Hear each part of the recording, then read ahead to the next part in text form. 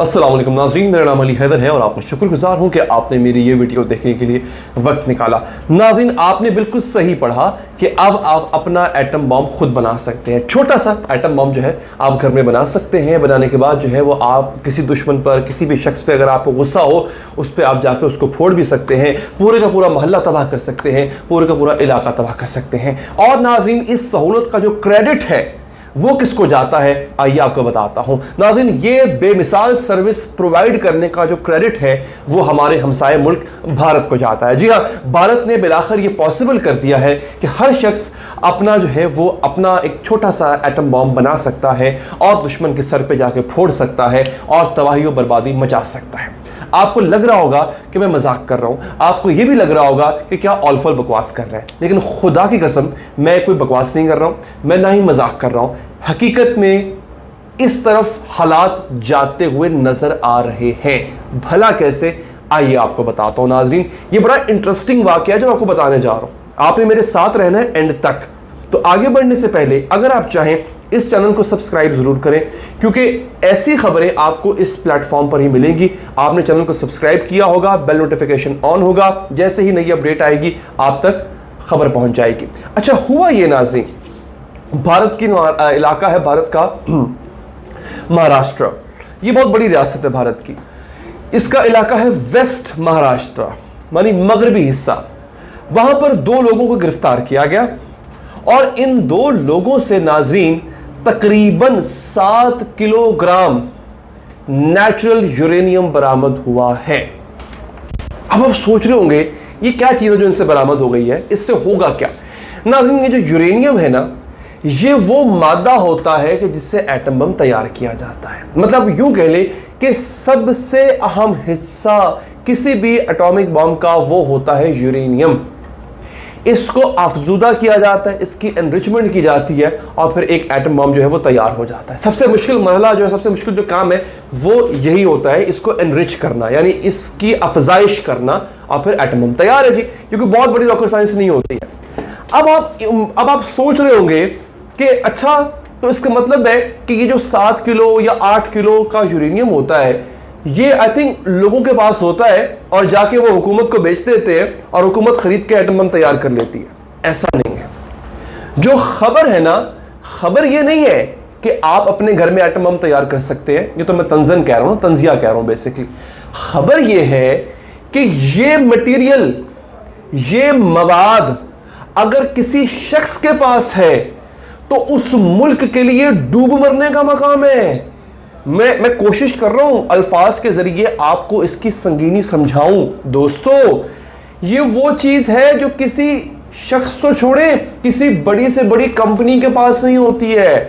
ये material uranium ये कहां पड़ा होता है, इस बात का पता हुक्मरान को भी नहीं होता। ये इतनी सीक्रेट चीज होती है, इस बात का पता मैं आपको अंदाज़न बताता हूं कि पाकिस्तान का जो यूरेनियम है जिसको हम एनरिच करके अपना एटम बम तैयार करते हैं, वो इस वक्त कहां पड़ा हुआ है, कितनी मिकदार में पड़ा हुआ है। मेरे ख्याल में ये सिवाय 3 लोगों के पूरे पाकिस्तान में किसी को नहीं पता होगा। या वज़ीर आज़म साहब को पता होगा, या ये चीज आर्मी चीफ को पता होगी, या हमारे इंटेलिजेंस चीफ को पता होगी। पूरे मुल्क की बात कर रहा हूं मैं, 22 करोड़ आबादी की बात कर रहा हूं। और जितनी भी आपकी फौज है, जितनी भी इंटेलिजेंस एजेंसी है, जितनी भी पुलिस है आपकी, बड़े से बड़ा कोई तोपखाना ही क्यों ना हो, उसको ये तक नहीं पता कि पाकिस्तान के किस इलाके, किस कोने में ये मटेरियल मौजूद है। इसको इतना सीक्रेट रखा जाता है। और आप इमेजिन करें उस मुल्क का हाल जो खुद को साउथ एशिया के सुपर पावर कहने लग गया है, पता नहीं किस भुलेखे में, उसके ये लोग अपने थैले में लेके फिर रहे हैं। इसके हवाले से 2016 में एक रिपोर्ट आई थी नाज़रीन। ये रिपोर्ट थी, आपको बता देता हूं जी, ये रिपोर्ट थी एक यूएस थिंक टैंक की। उन्होंने कहा था नाज़रीन कि ये जो हिंदुस्तान का जो न्यूक्लियर प्रोग्राम है कि दुनिया का सबसे गैर महफूज अनसेफ न्यूक्लियर प्रोग्राम है। बेल्फर centre at Harvard Kennedy school, उन्होंने कहा था कि भारत का न्यूक्लियर प्रोग्राम जो है वो इतना गैर महफूज है कि इनका जो न्यूक्लियर मटेरियल है ना वो कचरे के डब्बे से मिल जाता है। एक दफा ऐसा हुआ था कि एक कचरे के डब्बे से जो है वो एक इतना कम से कम कोई किलो 1.5 किलो जो है ना वो यूरेनियम वो मिला था। वो सर पकड़ के बैठ गए और एग्जैक्टली 2016 में 2 लोगों को गिरफ्तार किया गया था नाजरीन। उनका ताल्लुक जो है वो भी महाराष्ट्र से ही था। उनसे तकरीबन 9 किलो का ये यूरेनियम जो है वो मिला था। देखिए मैं आपको ये बता दूं कि ये जो मटेरियल होता है ना ये बहुत ज्यादा रेडियो एक्टिव होता है। अगर ये यहां पड़ा भी हुआ ना खुला इसको रख दें अगर आप, तो आपको जो शख्स इसके सामने बैठा होगा या उसके करीब से गुजरेगा उसको कैंसर हो जाएगा, वो इतनी बुरी मौत मरेगा आपको इसका अंदाजा नहीं है। ये इतना हाईली रेडियो एक्टिव मटेरियल होता है। ये मटेरियल एक खास टेम्परेचर में एक खास जगह पे एक खास कंटेनर में रखा जाता है और ये रियासत की मलकियत होती है। जो भी रियासत होती है उसका जो न्यूक्लियर प्लांट होता है उसके पास होती है। ज्यादा से ज्यादा मैं आपको बता रहा हूं, ज्यादा से ज्यादा अंडर सर्टेन कंडीशंस इसको दवाइयों में इस्तेमाल किया जाता है, वो भी बहुत बड़ी फार्मास्यूटिकल कंपनीज जो कि इजाजत लेती हैं हुकूमत से और उसके बाद इसको इस्तेमाल करती हैं। और ये ऐसे नहीं होता कि ये जो है वो आपको ऐसे खुलेआम मिलेगा। ये जो मटेरियल इनसे बरामद हुआ है ना नाजरीन, इसकी मालियत है $2.9 मिलियन। 2.9 मिलियन यानी 2900 मिलियन डॉलर इसकी जो है वो मालियत है। ये 2 लोग, अच्छा एक का नाम है जिगर पांडे, इसको गिरफ्तार किया गया तो इसने बताया कि जनाब मैंने ये जो मटेरियल है वो लिया है अबू ताहिर से। अब अबू ताहिर कौन है ये पता लगाने की वहां की मुंबई पुलिस कोशिश कर रही है। इस वक्त इन्वेस्टिगेशन इस बात पे जारी है वहां पे कि इतनी बड़ी तादाद में 7 किलो का यूरेनियम, बहुत यूरेनियम होता है। एटम बम बनाने के लिए इतनी छटांग चाहिए होती है।